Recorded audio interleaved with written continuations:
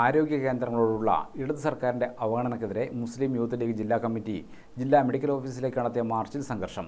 നിരവധി പ്രവർത്തകരെ police arrest ചെയ്തു നീക്കി. ഓഫീസിൻ്റെ ഗേറ്റ് തള്ളി തുറക്കാൻ ശ്രമിച്ച പ്രവർത്തകർക്ക് നേരെ പോലീസ് 2 തവണ ജലപീരങ്കി പ്രയോഗിച്ചു. യൂത്ത് ലീഗ് സംസ്ഥാന ട്രഷറർ ഇസ്മായിൽ വയനാട് സമരം ഉദ്ഘാടനം ചെയ്തു.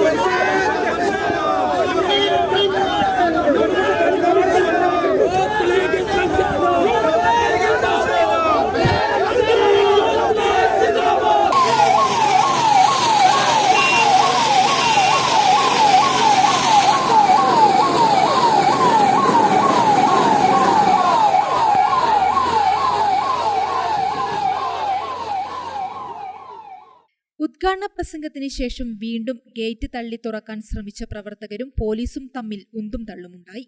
ജലപീരങ്കി പ്രയോഗിച്ചപ്പോൾ പ്രവർത്തകർ പോലീസിനു നേരെ തിരിയുകയായിരുന്നു. തുടർന്ന് പോലീസ് ബലം പ്രയോഗിച്ച് പ്രവർത്തകരെ പോലീസ് വാഹനത്തിലേക്ക് മാറ്റി. അറസ്റ്റ് ചെയ്ത പ്രവർത്തകരുമായുള്ള പോലീസ് വാഹനവും മറ്റു പ്രവർത്തകർ തടഞ്ഞു. പോലീസ് ആത്മസംയമനം പാലിച്ചതിനാൽ കൂടുതൽ അനിഷ്ട സംഭവങ്ങളുണ്ടായില്ല. ജില്ലാ പ്രസിഡന്റ് നസീർ നെല്ലൂർ അധ്യക്ഷനായി. ജില്ലാ ജനറൽ സെക്രട്ടറി PC നസീർ സ്വാഗതം പറഞ്ഞു.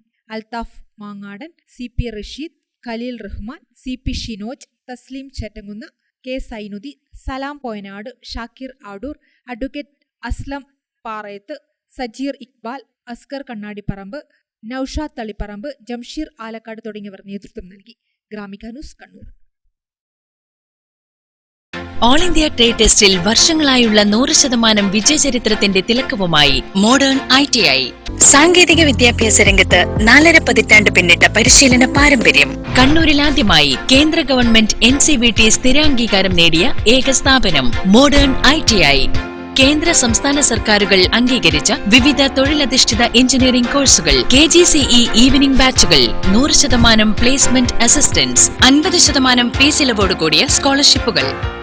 അഡ്മിഷൻ ആരംഭിച്ചിരിക്കുന്നു. Modern ITI, opposite chamber hall, Caltex, Kannur.